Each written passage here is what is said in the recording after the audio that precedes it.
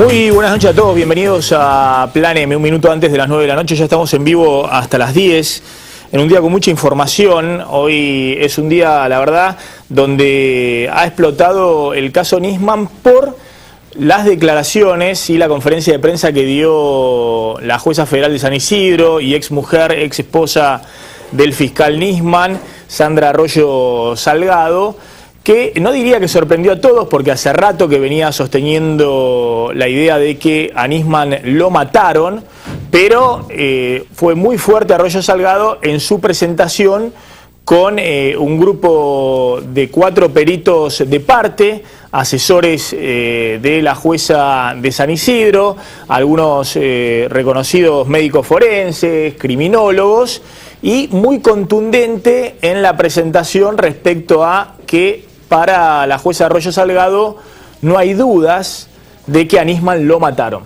y que además se produjeron una serie de irregularidades en el operativo inicial, en la autopsia, es decir, en todo lo que fue los pasos iniciales de la investigación sobre la muerte de Nisman.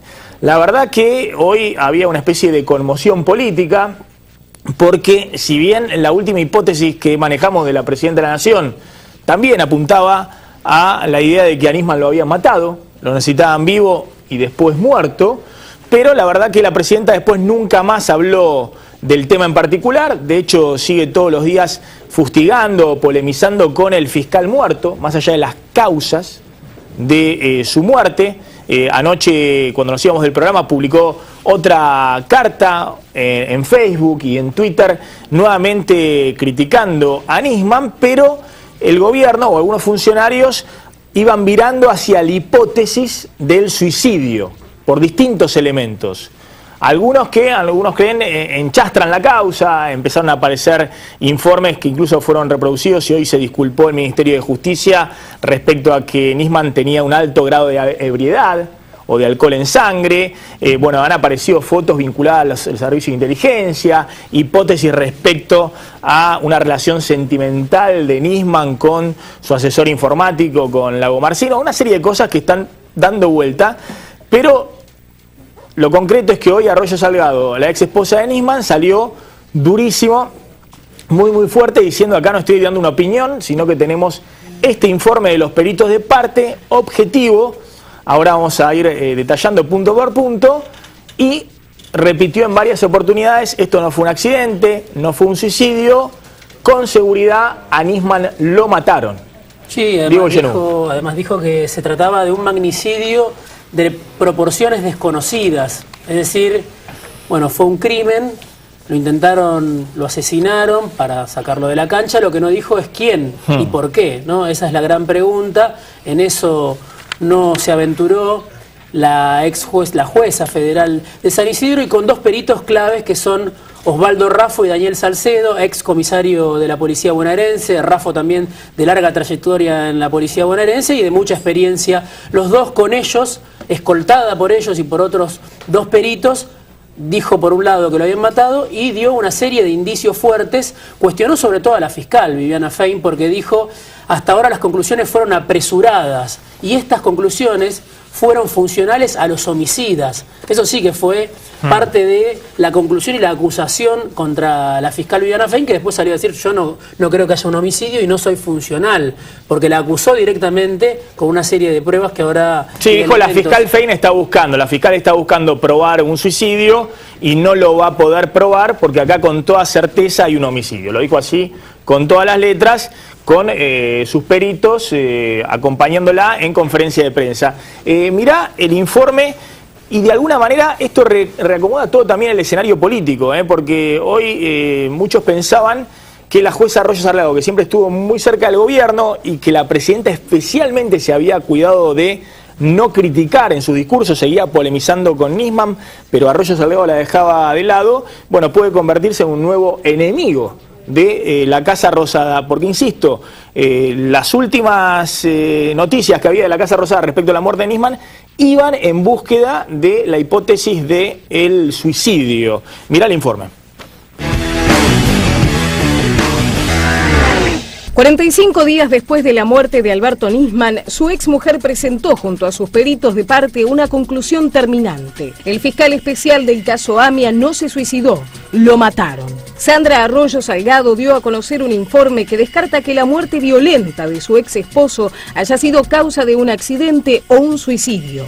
El suicidio y el accidente quedan de plano descartados, con lo cual solo podemos concluir que Nisman fue víctima de un homicidio sin lugar a dudas.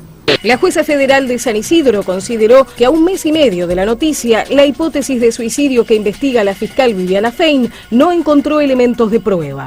Por la simple razón de que Alberto Nisman no se suicidó, sino que a Alberto Nisman lo mataron. Esta última conclusión, que ahora tiene rigorismo científico, es la que su familia sostuvo desde un primer momento. Arroyo Salgado habló de un magnicidio y sostuvo que la investigación de la Fiscalía resultó funcional a los homicidas de su exmarido. El informe de los peritos de parte desmintió además la versión del portal Infojus que sugería que el fiscal especial del caso AMIA estaba borracho en el momento en que una bala acabó con su vida. El sitio oficial de información del Ministerio de Justicia había afirmado que en el cuerpo de Nisman había 1,73 gramos de alcohol en sangre. Infojus, que más tarde pidió disculpas por su error, había aseverado que el fiscal estaba en un estado de embriaguez elevado. Se trataba de alcohol en el estómago, el equivalente a un dedal de vodka. El informe de la querella indicó además que no hubo espasmo cadavérico, sino agonía. Y sostuvo que los autores del crimen movieron el cuerpo de Nisman después de asesinarlo.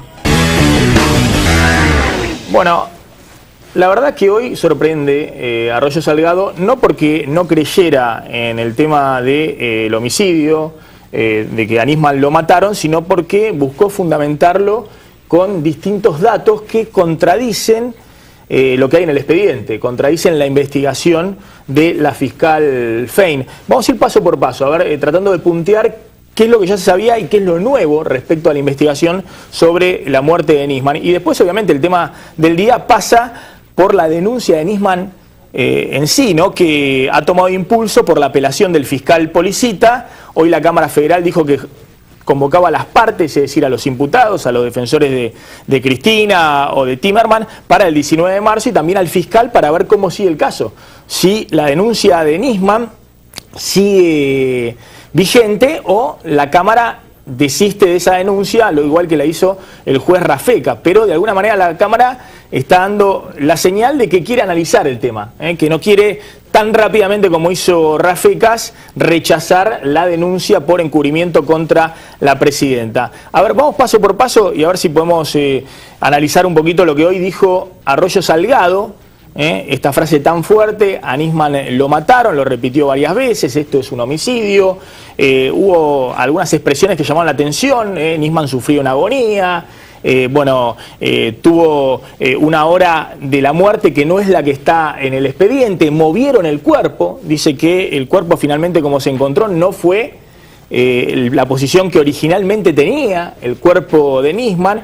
Una serie de elementos muy muy fuertes y después vamos a discutir, bueno, si esto es así, si se impone la hipótesis de Arroyo Salgado, obviamente esta causa no va a durar mucho tiempo más en manos de Fein y de la jueza Palmagini, porque tendría que ir a la justicia federal, pues es un fiscal federal que, si lo mataron, se supone que hay detrás otro tipo de intencionalidad en un contexto político muy pero muy caliente, muy pero muy complicado. Están con nosotros Liliana González, que es criminóloga, y está también Ángel Martín, que es también licenciado en criminalística. Gracias por venir a los dos. A ver, vamos punto por punto, Diego. La jueza dijo: Nisman falleció como consecuencia del disparo de un proyectil de arma de fuego y luego por una hemorragia de sangrado. Esto es más o menos lo que se conocía.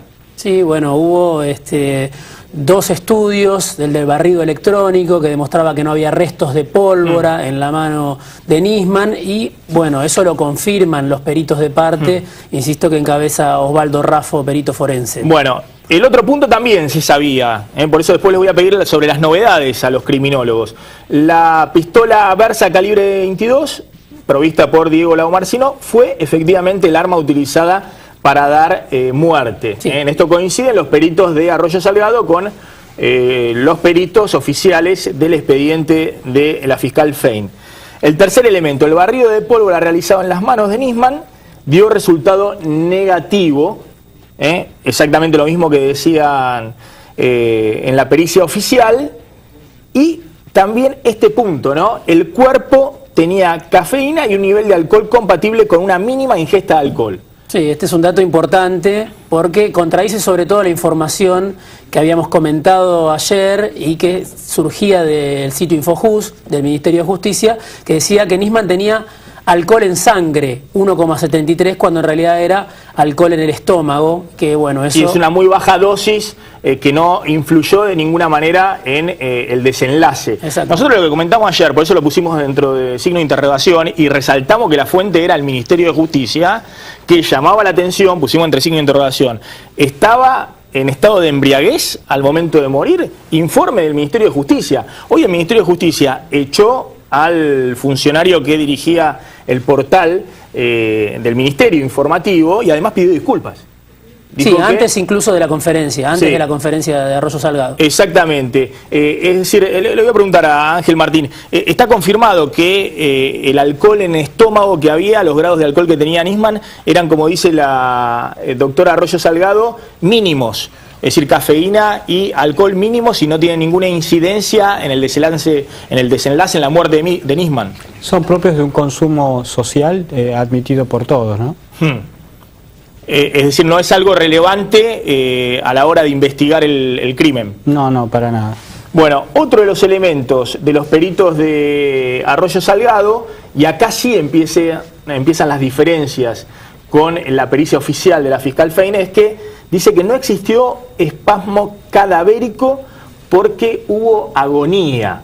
Sí, bueno, ahí toda una explicación que lo podemos charlar mejor con los especialistas, pero el espasmo cadavérico sugeriría de alguna manera el suicidio por parte de Nisman, la rigidez en la mano derecha. Decían que estaba rígido el dedo de la mano derecha como si hubiera gatillado él mismo. Exactamente, bueno, lo que dicen los peritos y lo que explicó hoy la jueza, no, esto no fue así, no había espasmo cadavérico, sino que había una agonía, el cuerpo estaba laxo de alguna manera, no había una rigidez y se dice, la agonía, se sugiere, tiene que ver con el homicidio. Eso es para discutir, lo pueden decir los especialistas. Vamos a preguntarle a los especialistas. A ver, Ángel Martín, ¿qué significa esto de la agonía y que no hubiera rigidez cadavérica? ¿Por qué es tan importante este tema que ha planteado hoy Arroyo Salgado de la agonía? La rigidez cadavérica se produce cuando la muerte se produce en forma instantánea. Entonces, en el momento en que está haciendo fuerza el dedo, la persona fallece, ¡pum!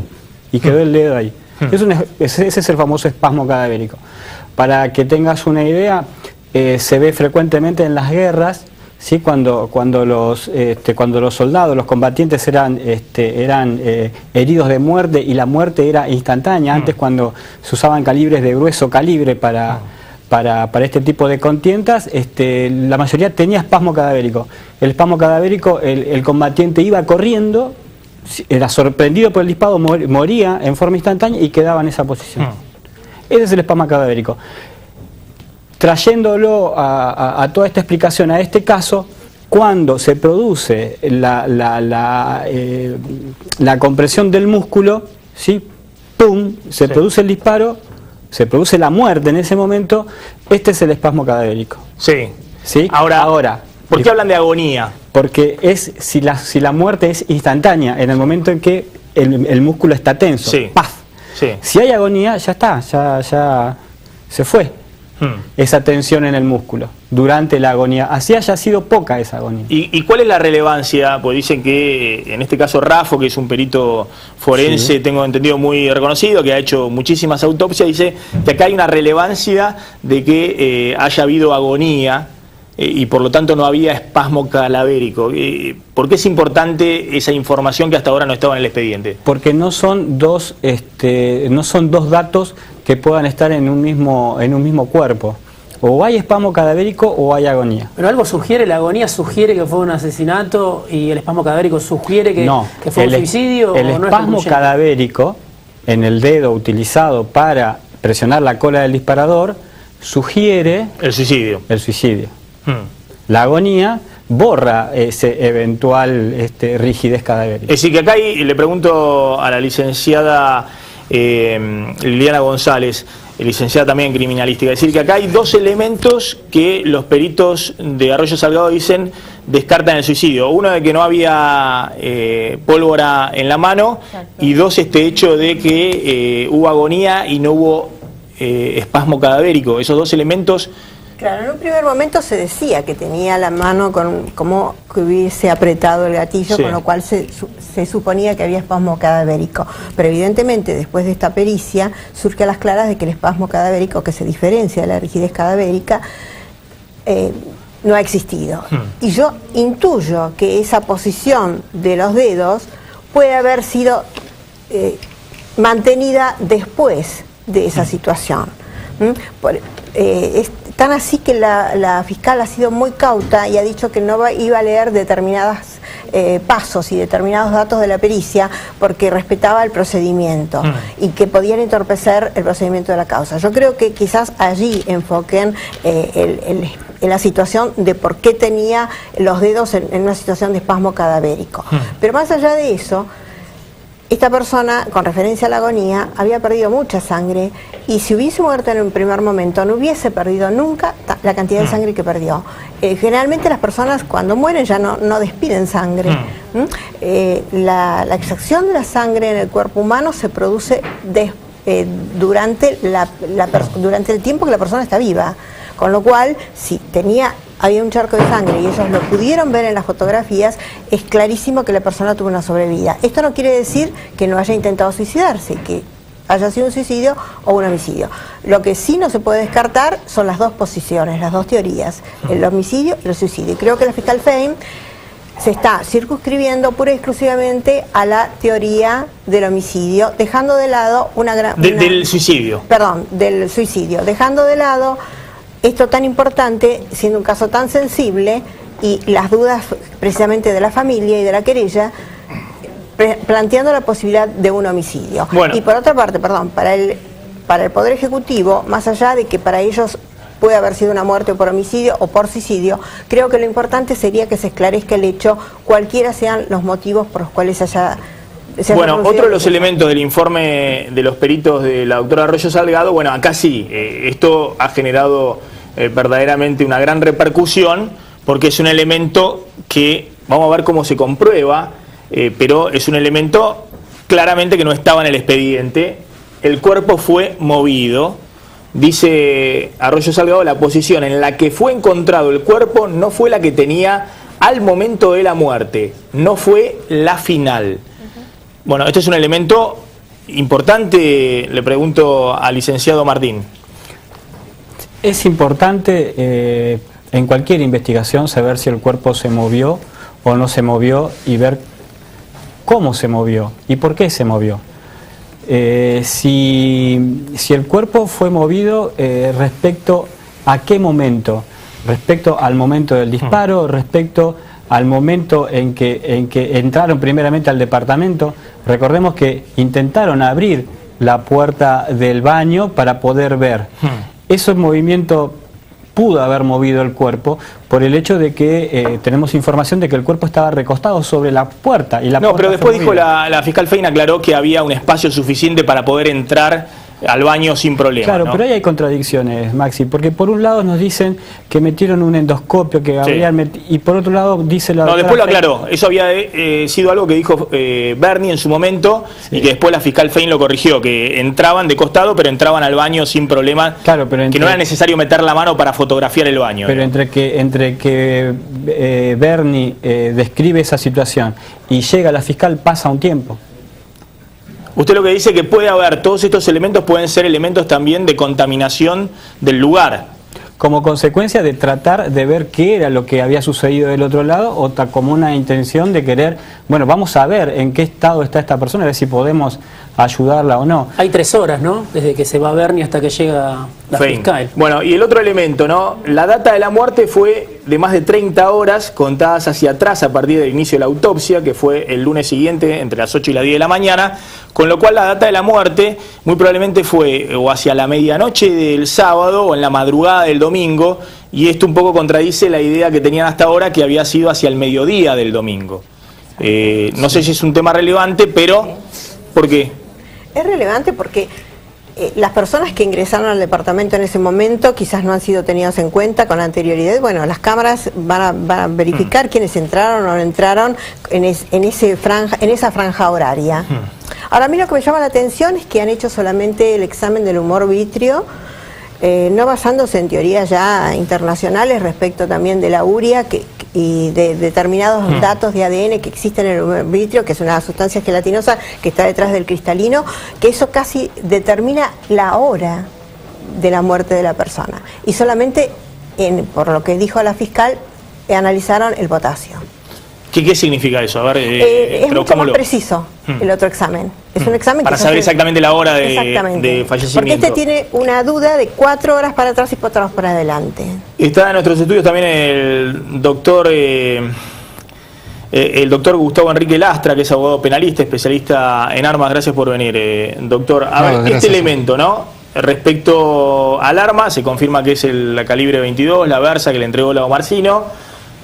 Pero, dicen los peritos de Arroyo Salgado, según lo que hoy dijo Arroyo Salgado, el orificio de la bala está ubicado a 3 centímetros por encima de la inserción superior del pabellón auricular. Sí, Maxi, si me permitís, como acá la primera duda que se plantea es si se trató de un suicidio o se trató de un homicidio, creo que hoy la doctora Arroyo Salgado, al referirse a la palabra crimen, fue muy específica en cuanto que se está orientando la investigación en el sentido del homicidio. Y yo voy a coincidir muchísimo. Ella dijo directamente, lo mataron. Lo mataron, lo dijo con toda la letra. Y yo voy a coincidir muchísimo, a pesar de que en la investigación oficial todavía no se ha determinado, pero quiero ser muy, que se entienda bien esto. Nadie se suicida con un arma calibre 22. Y les voy a dar un ejemplo que todo el mundo creo que lo debe saber. Un caso indubitable de suicidio fue, por ejemplo, el del doctor René Favaloro. El doctor René Favaloro era un hombre, bueno, todos sabemos de qué calidad de persona, y sabemos que sí, que indubitablemente se suicidó. ¿Qué arma elige? Un 357 Magnum. ¿Por qué? Porque la persona que se va a suicidar no quiere sufrir la agonía, no quiere sufrir padecer el sufrimiento tan largo de estar semiconsciente o consciente, desangrándose, pero quizás inmóvil por causa del pequeño daño que le hizo el proyectil. Es decir, que la persona que se va a quitar la vida va a elegir un arma que tenga la suficiente contundencia en la pegada, por lo menos para quitar el conocimiento a la persona. El suicidio con un calibre 22 es algo que a nadie se le ocurriría, menos a una persona como el fiscal Nisman, que obviamente intervenía en casos penales, estaba relacionado con la policía y con gente que conocía mucho de armas, incluso él conocía. Ahora, doctor Lastra, y respecto a la ubicación del disparo, esto que se ha discutido y que hoy plantea, ¿no? que estaba de atrás, ¿no? De atrás hacia adelante, arriba de la oreja, y que tenía trayectoria de derecha a izquierda, de abajo hacia arriba. Obviamente, Maxi, si partimos de la premisa de que se trató de un crimen, puede haber venido el disparo de cualquier ángulo cercano. Es más... Pero a 1 centímetro, ratifica Arroyo Salgado que estaba a 1 centímetro. Obviamente, la persona una vez que está reducida, y esto pasa mucho en los asaltos, en las entraderas, en las salideras, en todos los famosos tipos de asaltos donde son víctimas habitualmente las familias acá en la Argentina, pasa mucho que la víctima es asesinada a quemarropa, se llama, o es decir, con el balazo pegado o apoyado sobre el cuerpo o sobre la cabeza o a una distancia prácticamente nula. Es una forma de asesinar. A ver, licenciado Martín. Sí. Usted el otro día, cuando vino la primera vez, había planteado una hipótesis respecto a... Déjame redondear la idea del doctor. Toda la investigación que se ha realizado hasta el momento apunta a un homicidio, a un suicidio. Perfecto. Pero si fue un homicidio, ¿sí? El que lo hizo trató de enmascararlo con un suicidio. Entonces, la posición del orificio de entrada, ¿sí? Está en cualquier manual de criminalística, vamos a encontrar cuál es la posición del orificio de entrada clásico en un suicidio. Entonces, si yo lo quiero enmascarar, ¿qué hago? Y copio la posición de ese orificio de entrada. Entonces, ese dato para mí no es relevante a la hora de determinar una cosa o la otra. Porque si yo quiero engañar a los investigadores, lo primero que hago, o digamos, dentro de las cosas que yo tendría en cuenta, sí, sería esa. Y si Maxi, si me permitís, para también terminar de echar un poquito de luz sobre ese tema, en el caso mío, que como bien dijiste cuando me presentaste, también soy tirador deportivo, y te puedo asegurar que esa arma y en ese calibre, es decir, la pistola Versa calibre 22, y más ese modelo tan antiguo, que yo recuerdo que de joven, de muy chico, practicaba con un arma similar, se iba con una camisa así como esta, blanca, y no tomaba el trabajo de recogérmela. Todo esto me quedaba manchado por la pólvora, los fulminantes, los metales que expulsa, porque es una munición que se llama de fuego anular, es decir, que tiene el fulminante alrededor de la parte trasera de la vaina, del culote. Por lo tanto, la expulsión de pólvora que produce hacia atrás es muy importante, o sea que con un solo disparo se hubiese producido una gran mancha, no solamente en la piel, sino en la ropa. Y otra cosa más, que no le encontraron ADN, cuando es un arma que solamente por el hecho de ponerle las balitas, que son balas muy pequeñas... No le encontraron ADN de Lagomarsino, que era el dueño del arma. Claro, pero... Sí, de Nisman. Pero si Nisman hubiese manipulado el arma, como tiene bordes muy filosos y es un arma muy dura, necesariamente hubiesen quedado pequeños restos de epidermis o de ADN indubitables, tendrían que haber quedado en el arma si en algún momento, aunque sea para suicidarse, la hubiese chequeado que estaba cargada. Para concluir un poquito, con estos elementos, ¿no? Porque hoy fue muy categórica la jueza Arroyo Delgado. Yo siempre digo, más allá de que obviamente era su ex marido, el padre de sus hijas, hay todo un involucramiento personal. Sí. Bueno, no es arquitecta o no es periodista o ama de casa, es jueza federal y ha visto casos de suicidios, de homicidios, ha intervenido incluso en algunos particulares de alto voltaje vinculados a personajes de la dictadura militar. Y hoy ha sido muy categórica, digamos, ahora lo van a ver, respecto a que la investigación está mal encaminada, que tiene la certeza de que a Nisman lo mataron, de que no fue ni accidente ni suicidio. ¿Con estos elementos se puede ser tan categórico? Me interesa brevemente la opinión de cada uno. Licenciado Martín. Sí, yo entiendo que ella tiene información de la cual nosotros no disponemos. Pero digamos, porque acá no estamos hablando todavía del móvil, simplemente estamos hablando de pericias de una autopsia o del lugar o de la escena del crimen, pero no del móvil o del contexto. La sensación que yo tengo, y hablo de sensación, no me animo a decir categórico ni nada por el estilo, es que estamos frente a un homicidio.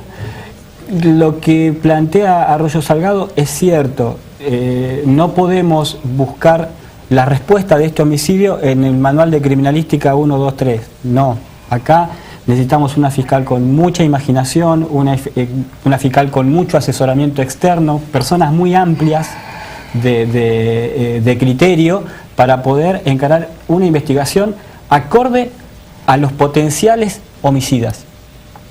Que usted dice, si efectivamente fue un asesinato, fue alguien experto en esto. Sí. Sí, el hecho que ustedes recién estaban deliberando, que no fue a la tarde, sino que fue a la noche, y es la noche es precisamente cuando ocurren todas estas cosas. La noche, la oscuridad, da cierta impunidad a quien tiene que moverse sin ser visto. Sobre todo en un lugar donde las cámaras de seguridad no funcionaban, donde había una absoluta inseguridad. Estamos a las claras de que esto sucede así en Le Parc. pero ella se munió de 3 peritos importantísimos. Excelentes peritos. ¿Quiénes son? ¿Quién es el doctor Raffo? Bueno, son peritos no reconocidos solamente en el país, sino internacionalmente, así como el doctor Ravioli, y bueno, son docentes honoris causa en una serie de universidades, trayectoria infinita. Se podrán equivocar, lo que sí estoy segura que no se venden. Ese es importantísimo. El dictamen de ellos quizás pueda tener alguna falencia, pero no se venden. Bueno, hoy la doctora Fein lo que dijo es que va a hacer una especie de careo entre los peritos de parte o de la querella, exacto, de Arroyo Salgado y los peritos oficiales, que va a pedir hacer una especie de ateneo, claro, para ver quién tiene razón y quién no. Procesalmente corresponde hacer esa diligencia en el ámbito de la investigación, en este caso, para ir dilucidando la verdadera realidad de los hechos como ocurrieron. A ver, las opiniones. A ver, un segundo. La doctora Arroyo Salgado cuando plantea y le envía un mensaje muy fuerte a la fiscal Fein cuando dice acá se está investigando un suicidio y no lo van a poder probar porque fue un homicidio.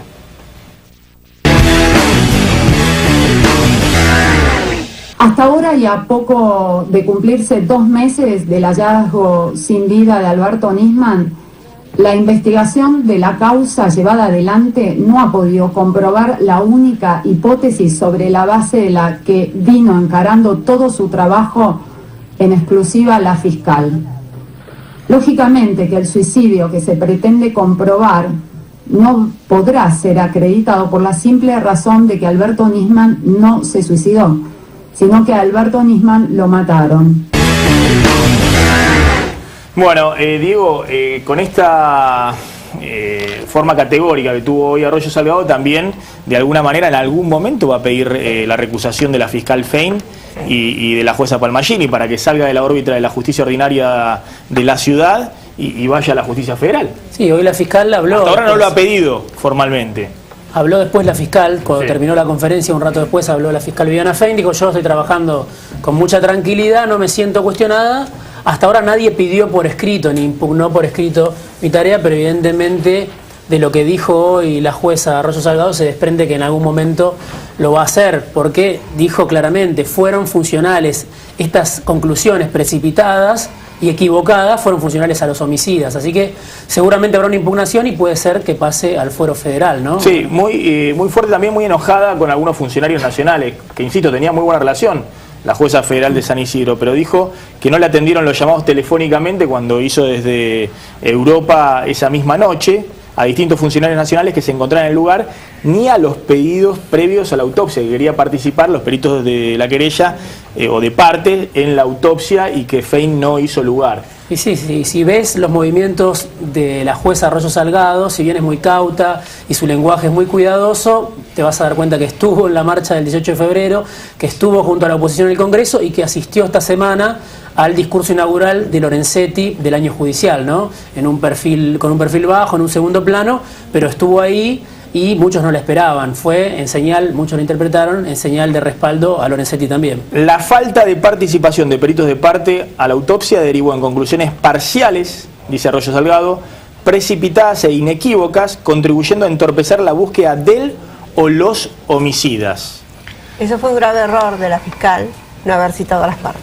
Le voy a dejar picando para dentro de un rato si estos elementos, ya pasaron 45 días prácticamente, llevan a que en algún momento esta causa pueda tener algún tipo de desenlace claro, transparente, o todas estas cosas están contando de que se embarró la cancha, de que no estuvieron las partes, que hubo errores en las pericias. Fíjate, Maxi, un detalle. Llevan a que esto pueda ser un caso más de impunidad, así que no se sepa lo que pasó. Como yo creo que va a suceder eso, lamentablemente. Perdóneme que un segundo nada más, un encuadre jurídico que hace la fiscal Fein, que es totalmente erróneo, que es encuadrar la conducta de Lagomarsino en el tipo penal del artículo 189 bis del Código Penal, cuando de ninguna manera encuadra en ese tipo penal la conducta de Lagomarsino. Digo, por ejemplo, no hace al fondo de la causa, pero te da la pauta de los errores que está cometiendo la investigación. Por eso no lo está indagando, por eso no está llamando. Ahora la seguimos. Ya están en nuestros estudios el diputado del PRO, Federico Sturzenegger, también los consultores Federico González, encuestador, y también Mariel Fornoni, directora de Management Fit. Bueno, hoy hubo un elemento también importante respecto a la causa madre, que tiene que ver con la denuncia de Nisman contra la presidenta, y habló el fiscal Policita, que es el fiscal que apeló el fallo de Rafeca, que había desestimado, rechazado de plano la denuncia de Nisman. Esto ha cobrado impulso, hay de nuevo inquietud en la esfera política, en el oficialismo, también en la oposición, porque dicen, ¿y qué pasa si la Cámara Federal finalmente da curso a la investigación? ¿Cómo reacciona la presidenta? Mira el informe.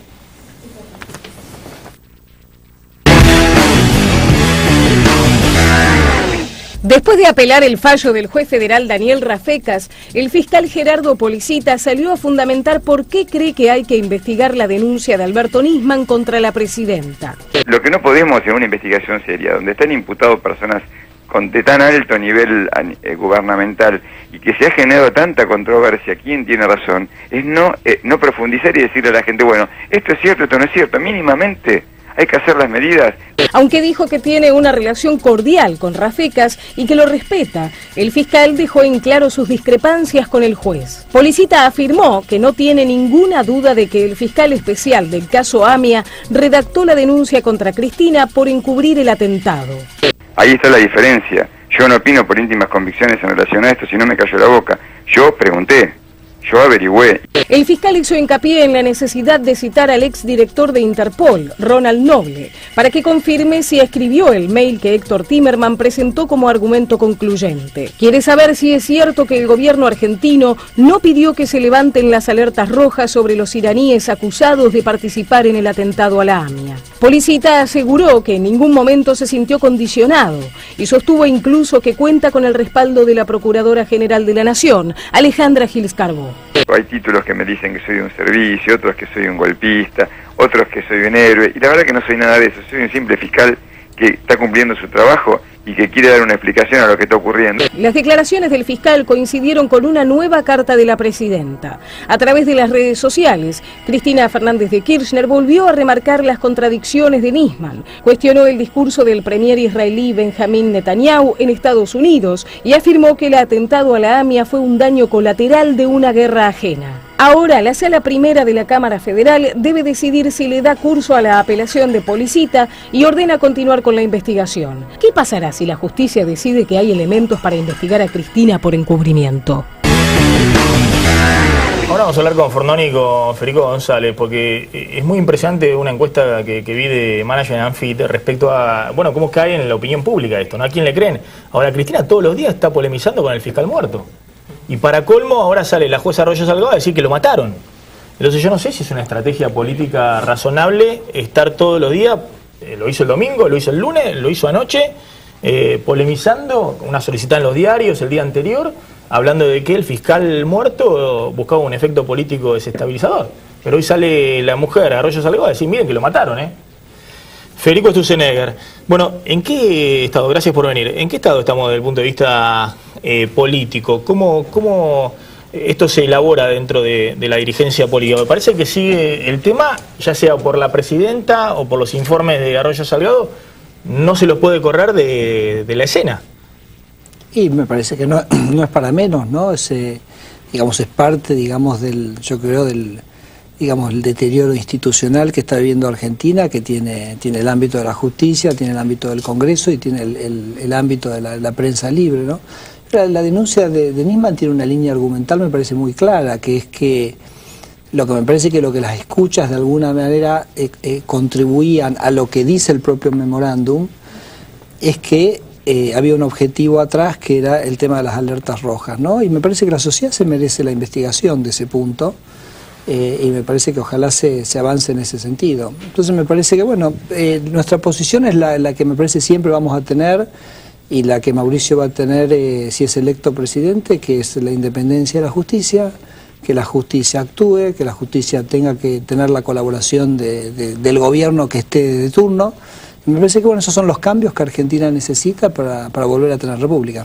Ahora tiene que analizarlo la Cámara Federal. Si la Cámara Federal desiste la denuncia, ¿ustedes están de acuerdo en respetar, digamos, el fallo, en no seguir haciendo de esto? Nosotros tenemos, vos sabés que las diputadas Patricia Bullrich, por eso el tema digamos, de que ha sido un homicidio, la verdad que a nosotros no nos ha asombrado, no nos ha sorprendido, porque Patricia Bullrich estuvo hablando hasta el último momento sobre cómo iba a ser la sesión del lunes, ¿no? Entonces la verdad que alguien que está tan compenetrado sobre cómo va a organizar la sesión que te acordás que él venía al Congreso el lunes, no, parece que la hipótesis de suicidio, la verdad que nunca nosotros, pero vos sabés que tanto Patricia Bullrich como Laura Alonso tienen una serie de iniciativas que tienen que ver con el memorándum de entendimiento.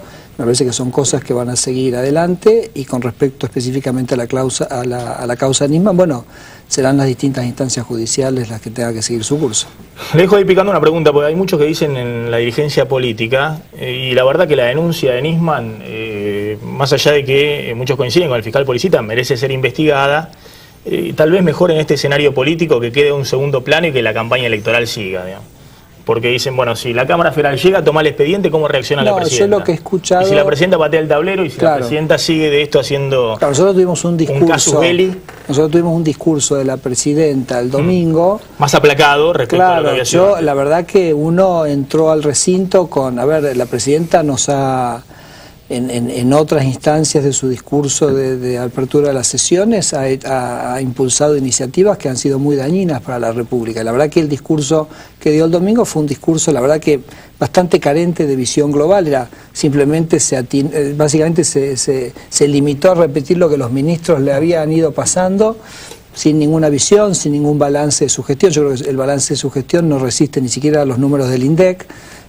Pero la verdad que lo más importante, sin ningún daño para la República, y en ese sentido uno dice, bueno, si el fallo de Rafecas hubiera sido diferente, si hubiera sido lo mismo el discurso, pero la verdad que yo creo que esa especulación política no puede prevalecer respecto a la búsqueda de la verdad, a que la justicia siga su curso, y te repito, me parece que esto es una causa, como yo creo, como te decía antes, que me parece que hay ciertos elementos que permiten sospechar que hubo una intencionalidad, y si hubo esa intencionalidad y el memorándum, claramente la presidenta no lo puede desconocer, entonces me parece que la sociedad se merece que esto se investigue. De acá se acaba de decir, creo que nunca se va a terminar de saber, y ese escepticismo, que además mucha gente lo comparte en la sociedad, ¿no? Ese escepticismo es lo que tenemos que tratar de quebrar en Argentina, ¿no? Ahora la seguimos, y le voy a preguntar a Fornoni y a Federico González, ¿cuál es la estrategia de la presidenta respecto al caso Nisman? Viene en un ratito Gustavo Marangoni, el presidente del Banco Provincia, hombre clave de Daniel Scioli. Atención, porque hay novedades en el escenario electoral, Macri está muy cerca del radicalismo de cerrar un acuerdo con el radicalismo y empieza a unificarse parte de la oposición, Bueno, ¿qué va a hacer el oficialismo? ¿Se encolumna finalmente detrás de Daniel Scioli o siguen las internas dentro del kirchnerismo? Tanda, un minuto y volvemos, no te vayas.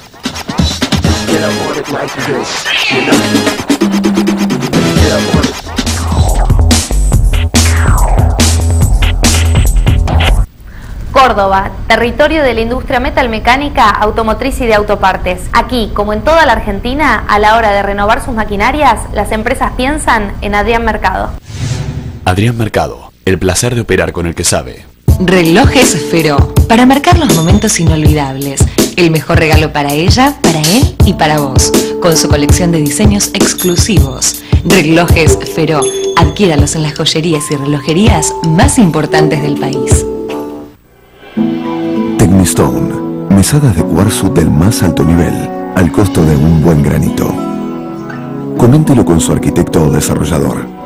Tecnistone, elabora baremes, mármoles y granitos.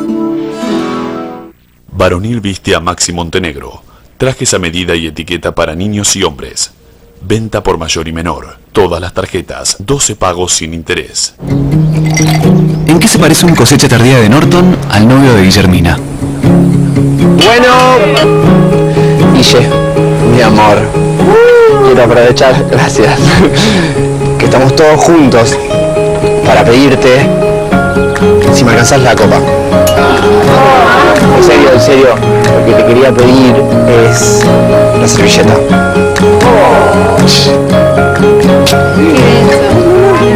No, bueno, y también por ahí pedirte que te cases conmigo.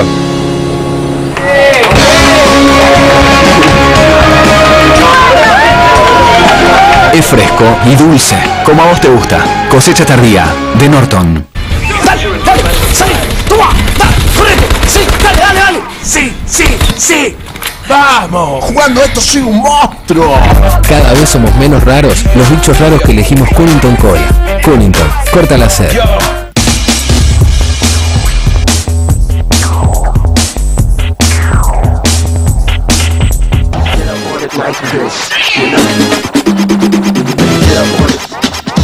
Seguimos en Plan M. Me sorprendió una encuesta de Mariel Fornoni, más allá de que la agarra de encuesta, ¿no? Quién está primero, a ver quién está tercero, quién sale de la discusión, ¿no? Que está muy en boga eso. Es cierto que hay un crecimiento de Macri en todas las encuestas. Federico González lo muestra, hay una paridad, todavía lo muestra ahí a Massa en la carrera. Mariel Fornoni dice que no, que quedó atrás. Pero más allá de eso me sorprendió la encuesta de Mariel Fornoni, la cualitativa, la que dice, ¿le cree o no a la denuncia de Nisman? Sí. Y bueno, 55% dice que es verdadera, 18% falsa, y hay una parte que no conoce, una parte importante de la sociedad que no conoce, ¿no?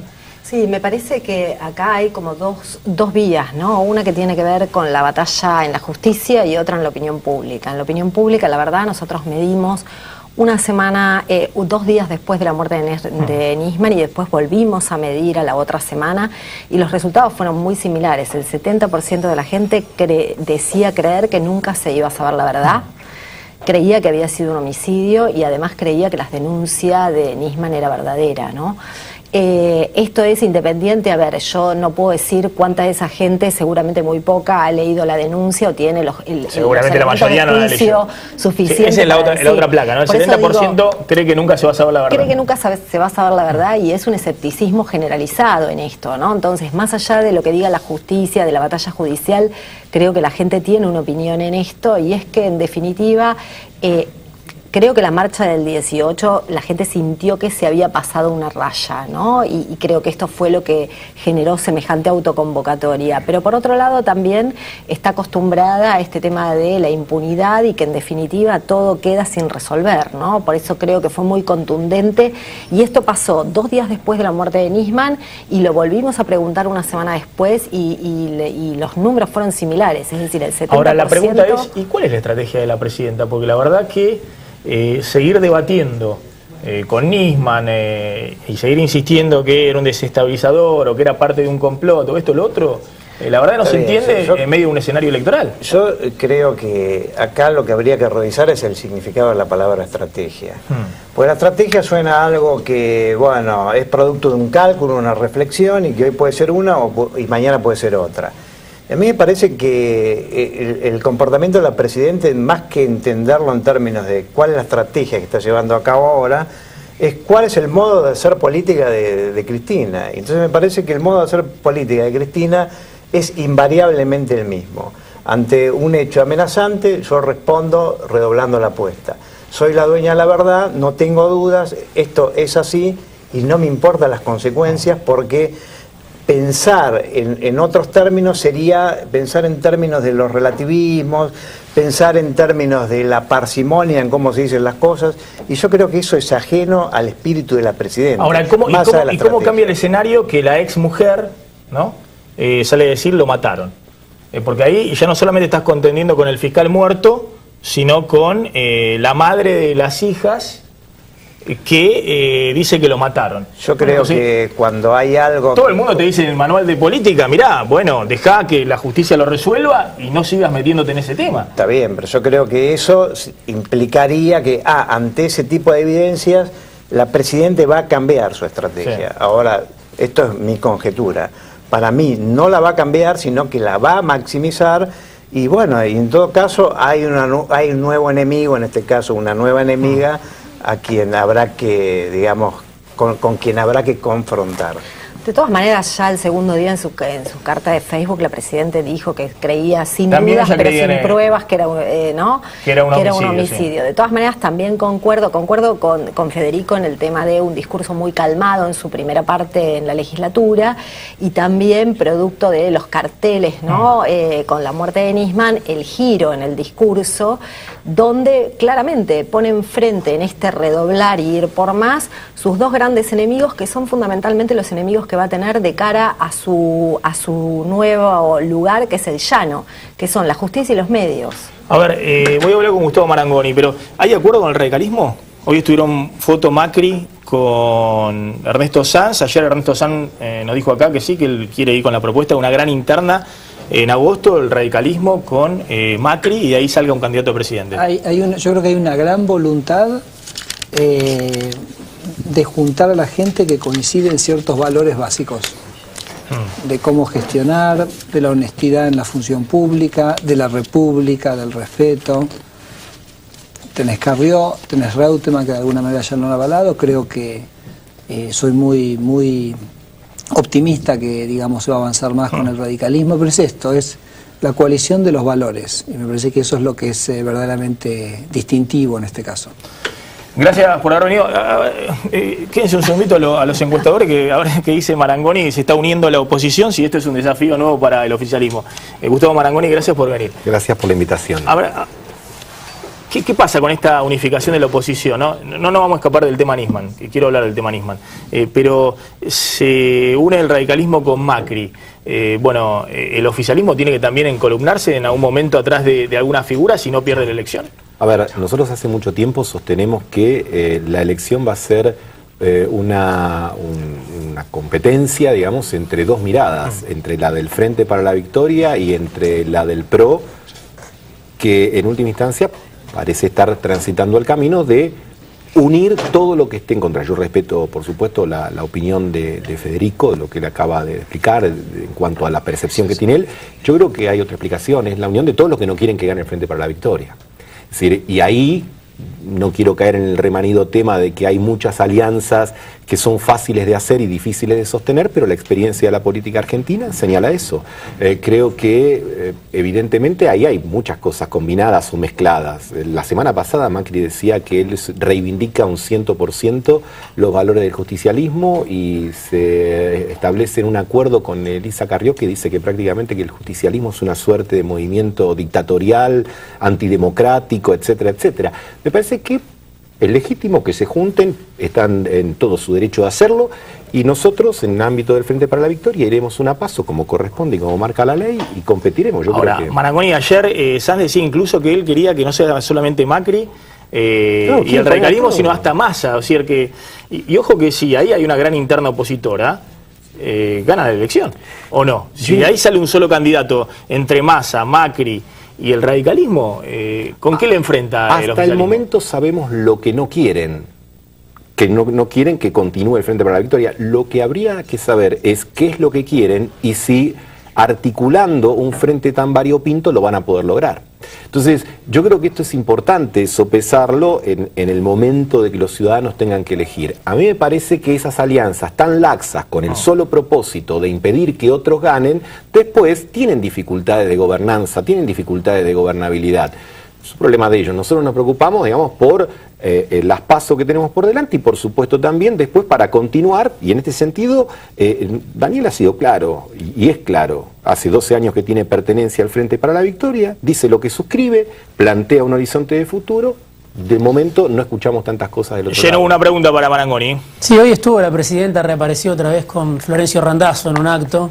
¿Ustedes lo quieren de candidato a gobernador a Randazzo, como dice Mariotto? La presidenta lo quiere candidato a presidente, parece. Yo quiero de candidato a presidente a Daniel. Y voy a el problema es si lo quiere la presidenta. Al ejemplo. No, el problema es lo que quiere la sociedad. Porque en ¿no lo quieren a Randazzo entonces? Vota la sociedad.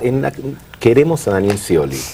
¿Por qué tiene que ser querer a uno? No, porque Mariotto dijo que lo quería de gobernador, por eso. Bueno, pero yo hablo por mí, yo lo que digo... Mariotto es increíble, ¿no? Porque en su momento era supuestamente el ariete de Cristina en la provincia. Hoy está más sciolista que nunca, lo quiere a Scioli de presidente y a Randazzo de gobernador. Eso debe hablar muy bien de la capacidad de liderar de Daniel y de lo que él siempre dice, que el tiempo es un gran ordenador y que las relaciones se definen por cómo terminan y no por cómo empiezan. Yo creo que Daniel ha demostrado permanentemente una gran capacidad para articular, para combinar intereses, para perseverar sabiendo qué es lo importante. Y eso es lo que me parece a mí que le da la confiabilidad para ser el próximo presidente de los argentinos. Te voy a hacer una tanda muy cortita, pero le dejo picando la pregunta. Y me gusta hablar con Gustavo Marangoni porque sé que se desmarca, digamos, de que da señal a la Casa Rosada o cuidarse con esto, con lo otro. Él se desmarca, él habla. Quiero que hablemos un poquito del caso Nisman, ¿no? Sí. Y de cómo salimos de lo que yo creo es una reacción del gobierno que ha generado todavía más ruido en todo este escenario, ¿no? Y además hay un tema de fondo muy grave, que es si efectivamente a Nisman lo mataron. Bueno, estamos hablando de algo muy, pero muy serio en la Argentina y parece ser que no se toma en cuenta. Un minuto de tanda y ya volvemos.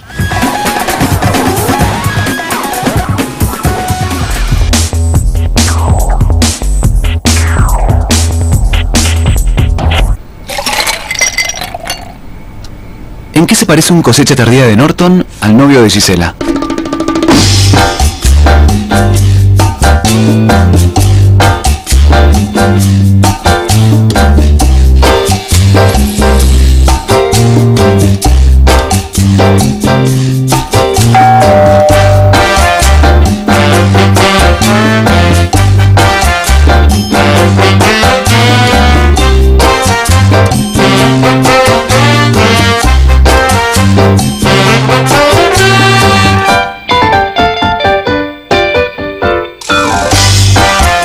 Es fresco y dulce, como a vos te gusta. Cosecha tardía, de Norton. ¡Dale, dale! ¡Salí! ¡Toma! ¡Dale! ¡Correte! ¡Sí! ¡Dale, dale, dale! ¡Sí, sí, sí! ¡Vamos! Jugando esto soy un monstruo. Cada vez somos menos raros los bichos raros que elegimos Cunnington Cola. Cunnington, corta la sed.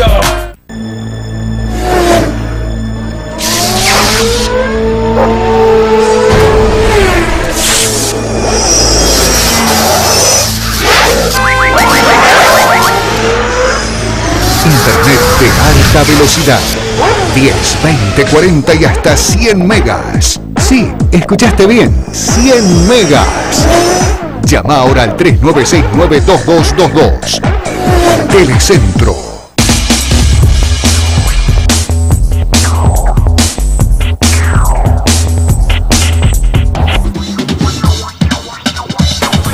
Seguimos en Plan M. Bueno, Marangoni, ¿cómo encara el gobierno, cómo encara el oficialismo el tema Nisman? Mirá, ¿por qué sigue polemizando la presidenta con el fiscal muerto? Yo me permitiría a lo mejor dividir dos cosas. Una es la denuncia de Nisman. Particularmente entiendo que uno puede estar a favor o en contra del memorándum que se firmó oportunamente con Irán, pero eso no es un hecho judiciable. Eso no es un hecho judiciable. Eso puede ser una buena o una mala política, pero no un hecho judiciable. Bueno, lo dirá ahora la justicia, ¿no? La Cámara Federal. Por eso, pero particularmente es el punto de vista. Respecto a la muerte, por supuesto que uno lo que busca es que se esclarezcan las características y las condiciones. Ahora, yo creo que hay que ser muy prudente en un tema que está vinculado con la muerte de un ser humano en general y de un fiscal de la República en particular y en las circunstancias que se dio. Pero digo muy prudente y muy equilibrado, porque si no, todos opinamos, y ahí la pregunta de la encuesta anterior era ¿qué opina, qué opina? Y a veces la pregunta previa que hay que hacer, ¿qué sabe? ¿Qué sabe del tema para después poder opinar? Porque si no, las opiniones son muy efímeras y muy endebles, más allá de que puedan marcar un indicio a lo mejor de la epidermia de la sociedad. Pero yo creo que hay que ser muy prudente en esto, porque también se pone muchas veces en el candelero las reacciones del Poder Ejecutivo y determinadas características o estilos que esto tiene, pero yo creo que hay algunos que también hacen un posicionamiento político a partir de un hecho tan grave. Entonces, no me gusta pensar en términos de complots, ni en términos de enemigos, ni en términos de nada, pero sí me parece que sería una ingenuidad no ver que hay actores políticos que le buscan dar interpretaciones, contenidos y orientaciones y ponerlos dentro de determinado contexto. Sí, igualmente digamos que creo que esto lo marcan las encuestas, no hay alguien que haya ganado con el caso Nisman, ¿no? Es decir, no es que se ha podido capitalizar la oposición, no capitalizó. Creo que lo único que podía pasar era que alguien todo lo contrario, ¿no? Se viera perjudicado porque si la gente llegara a sentir que alguien quiere tener una especulación política de un tema tan grave, hubiera sido terrible para cualquiera que haya sido, ¿no? Diego, la última para Marangoni. Sí, lo descartaban a Randazzo y apareció también Scioli con Insaurralde, ¿no? Después de mucho tiempo. No, ¿en serio? Sí, apareció ¿Volvió Martín? Zamora. No sé si es el candidato que quieren en la provincia, ya que no es Randazzo. Pero volvemos a lo mismo, los candidatos los va a elegir la gente. Volvió al redil, Martín. Se queda en el ¿quién era que decía Pichuco? Si siempre estoy volviendo, si nunca me fui, digamos, no se fue, digamos. Sí, se fue con la Sirio de luna de miel, pero usted le hicieron... No son cosas del ámbito de la vida privada. Hubo muchas fotos en Tigre de Insaurralde. En todos lados, está bien, pero está ahí, nunca se fue formalmente del Frente para la Victoria, estuvo con el gobernador, después lo dirá, creo que hay que tener un poco de paciencia y esperar la candidatura. ¿Scioli va a ser el candidato del oficialismo? Scioli va a ser presidente de la Argentina.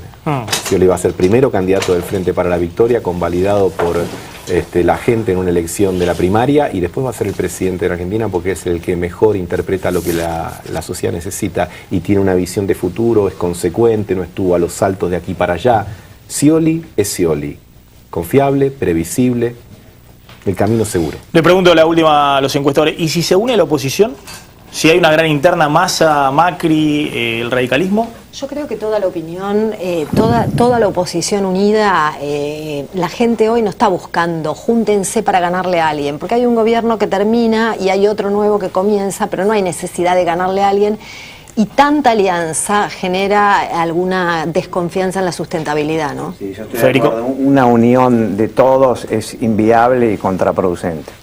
Gracias a todos por haber venido esta noche, gracias Marangoni, gracias a los expertos, la verdad me dejaron preocupado, porque lo que planteó Arroyo Salgado, ustedes han planteado que tiene elementos para también encarar la causa por el lado del homicidio. Exacto, y quedan dos preguntas, ¿quién y por qué?